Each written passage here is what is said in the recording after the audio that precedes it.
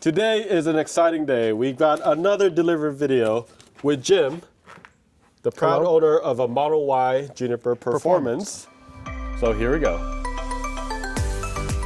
So we do a lot of this delivery checklist. We started it back in, I forget when, but a long time ago. And this is one of the first things we actually made because I made it for myself, because when I was picking up our first one, like 2018, I felt like the quality was definitely, it's not the quality, but definitely there were a lot more issues. And Tesla has significantly improved the quality of their cars since 2018. For example, mine was made in the tent in 2018 in Fremont when they were going through production hell. So the fact that they were able to, there's very little issues nowadays from what I've seen. Minor things. Minor things, but I think it's still really good to figure out what's actually wrong with it. That way you can actually get service to notate it. That's really the most important one. And then fix it later if it really bothers you, right? So we got Jim here, and Jim actually used a delivery checklist, but he used a delivery checklist from our friends at Everyday Chris, which is awesome too. He has a delivery checklist. A lot of people have it, so check that out as well. We're gonna link it out. But we're gonna go around and you're gonna tell us a little bit of things that we saw together, but also some things that you already saw. But first thing you wanna do, I'm not gonna actually go through every single one. We're gonna link this down below, but you just wanna make sure your VIN is correct, which is gonna be on your app. Your color and options are gonna be correct. I know that sounds obvious, but sometimes you might have the wrong seats or something, right? In the back, what actually comes with the Performance is gonna be your license plate for the rear. Not the rear, the front, sorry. You get a mobile connector with the J1772.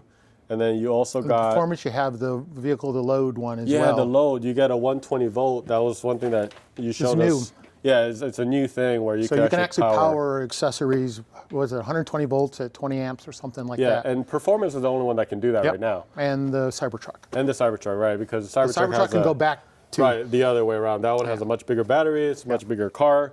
So that is the... What else came with it? It was I know mats... The floor mats, had the floor mats. Yeah, but like the carpeted one, right? Yeah, the carpeted floor mats. And then that's it, I think. That's pretty much it. Yeah. So the first thing that we talk about, or like you talked about, is the exterior. So you want to look at the paint and the wheels. You just want to make sure that there's no nicks. Sometimes during travel, transit, there might be nicks. This wheels look perfect. Now these also had the aero caps on it, which I've since taken off. Immediately, right? Yep. You just take it out the first day you got it. Yep. I think it looks better. You get to show off that red caliper, the bigger. Lose a little mileage. I don't know what yet, but we'll find out. Yeah, you still look good. Couple miles at least, you know. Right. So you want to inspect the wheels, and then you do want to inspect the paint. And what are some things that you found that are minor? I think you say there was a little bit of There's a little paint imperfection here that it's hard to see, but you can see it. Right there, right? Right there. That one. It looks like it's underneath the clear coat. Right. That's what we were thinking. And I think these are one of those things that we bring it up to service and like. May not actually do anything with it. May not actually do anything with it because it may be worth maybe more damage than to just leave it. Yeah, I mean, you have to kind of gauge that, right, at some point. And then we found a little bit of a scratch right here when we were doing this. On the bumper itself, some minor scratch right there. But other than that, we really didn't see a whole lot of paint or exterior damage. Nope. Very, very minor. And you check all the valve stems. You already replaced it with aftermarket accessories. And then your wheels and tires. So I've also took delivery where during transit, there was like a chip off the whole tire. Wow, yeah, I didn't have that. So all the tires look solid. Looks like they've gone to Hankook for all the tires at this point in time. Yeah, it came with the Evo AS, which is like the all-season tires, which are fantastic tires, which we also have on the standard. And they all-wheel drive too. Yes, and when you look inside, we looked at it, it was already at 45 PSI.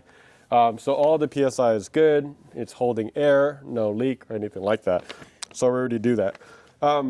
There's a couple areas, I think we talked about panel gap, and I think this is becoming less and less of an issue. I know that Teslas are known for some of that, but I think the only minor one we were kind of talking about. And I actually edited that one. It was a lot higher, and all Jim had to do is basically some twist thing in there. Twist a stopper, right? And then basically once you do that, it kind of lines up a little bit better. So you just have this foot here, you can twist it. Right here. Yeah, so those are pretty easy. Just checking all the panel gaps. Did you see any panel gaps? No, that were no. like... The only thing that I've actually had on this and a little bit different is if you notice, well, it's hard to see here. There's a little bit of misalignment here.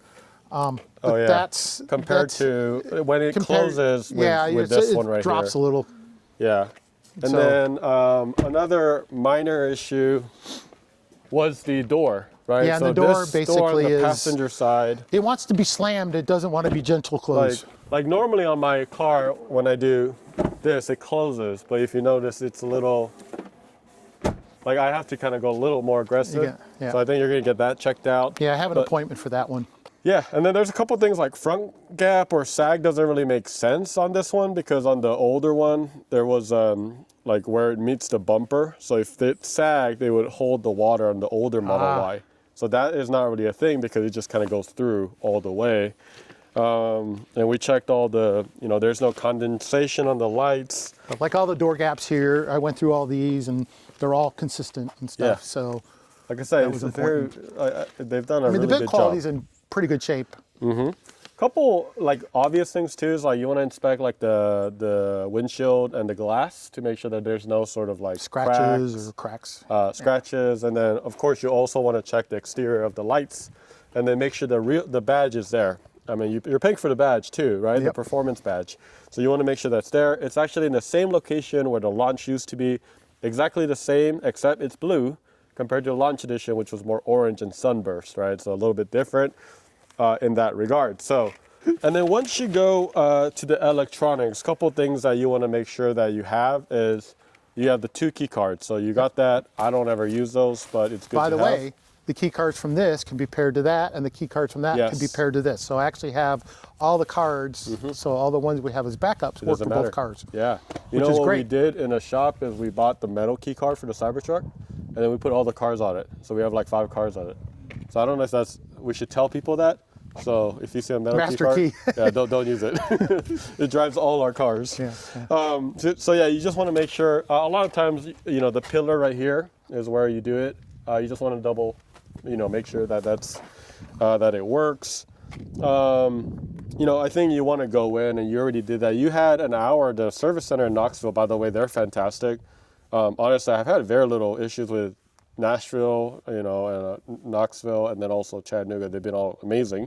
But they gave you a whole hour to basically...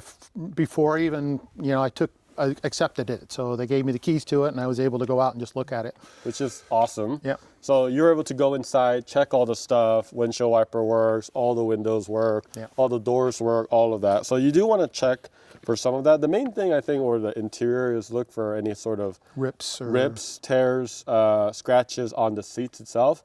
Those seats aren't cheap, especially the performance ones. So you just want to make sure there's no blemish if there are. And there was some dirt on it, and he came out and scrubbed it off. So it was things like that we looked at and said, all right, is this a stain or not a stain? Exactly. And so he was able to come out, he took a rag, and he came out and cleaned it up. I think this is less of an issue as well. But alignment of the rear seats, when you open up the trunk, just make sure they're flushed instead of like having a little bit like layered. Right. That's actually important because that was an issue back in the day as well. So when you are inside, while you're checking all the materials, you also want to check out like the windows going down, AC, heat, all of that works. The cooling works, all the buttons work.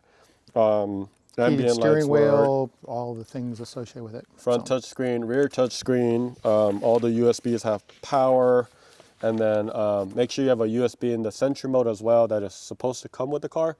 I think it has 120 gigs on that, but you can also use it for your... Yeah, I've already replaced it. With a... 1 terabyte. Oh, snap. I put a 1 terabyte USB in there, and I have a splitter so I get power to another... thing. So I put a USB 3.2 in the thing to add extra power from the thing, so I don't have to plug it into the ODBC. Right, that's awesome. Key is, my understanding is you got to get USB 3.2, so it has the power and the speed in order to work with the system. I got you. Oh, that's good news. I mean, that's a good tip right there. So make sure you're getting the 3.2. Other things is charger. I know you already replaced the charger with aftermarket, but just make sure that the charging coils work. you know, the receptacle that you got, that works. I don't know if you checked that. But Actually, I don't really see why it wouldn't work. Actually, I have not opened that yet. So I have the boxes in here, the stock from... Right, the mobile connector. This is a stock. Yeah, that's a black one. I bought lift pads. Yep. And then this is the... This is the vehicle to load one, yeah, which is the new one. this is what's new on the performance one, which is basically like a NEMA adapter for your mobile connector, but it allows you to... plug it into here and then plug that into the charger, and then you can have power your radios. Yeah, and you can make your coffee or, I don't know. If people do car camping. Yeah, I think that's really what it's for. Yeah, I bought the pump. Oh, the tire pump? Yeah, because it doesn't come with a spare. Yeah, no, that will save you. So if you're nervous about getting not having a spare, that is such a need. Yeah, this will be our road trip car. Yeah, so you definitely need that one. That's why this one has all that stuff. Yeah. But overall, I mean, I think that covers most of it. I know I kind of went through it a little faster, but this is for you. Like, take your time. You can do what Jim did. You could honestly just go there and say, hey, is my car there? And then oftentimes, service centers are super nice, and they'll be like, yeah, go ahead. If it's your car, spend time looking at it, especially when you order your own car, when it's a custom. Exactly. You know, this one had 1 mile on it when I took possession. That was low. it. 1 mile. That's surprising. Wow. So they pretty much took it off the truck, put it there on the side of the delivery center, and that was it. Geez, that is very, very low mileage. Yeah. Yeah, but definitely take your time. I think that's really the key. This is your car, your custom car. You want some time with it, and you know you can go through all the lists to make sure that it is. And like I looked underneath, I made sure there wasn't any dings underneath. You know, all the battery stuff, all that stuff too, just to make sure. So. Yeah. No, I mean, a lot can happen in between. And because I actually don't think they use dedicated transport. It's not like some of the old legacy companies that have just a car carrier with only Teslas on it. They'll come in off of random car carriers. So it could have 10 other cars on it that are not related to Tesla whatsoever. Yeah, so I mean, like, that's where really the damage happens, right? Like, you know, something fell on it. In transit. During transit, and it's not always covered. And it's often not covered. And they don't, one of the things they told me is, and they don't understand why, but they actually don't wrap them, like put protective stuff on the hoods and things like that. They'll get all bugs and stuff, like, especially in the spring. Oh, you know what's funny is some of the cars, when the Juniper comes out, you'll see the back is completely bugs. Yeah. So I'm really happy for you that you got a really good car. I think it's a fantastic car. I mean, other than those really, really small minor stuff. They're minor nits, nothing that would actually deter me from anything. So, I mean, congrats again. Make sure you do the checklist. Again, we'll put this down here. We'll also put Everyday Chris's, great friend of ours. So, I guess there's nothing else to say other than subscribe. And Jim, enjoy your car. Don't go too fast on the performance.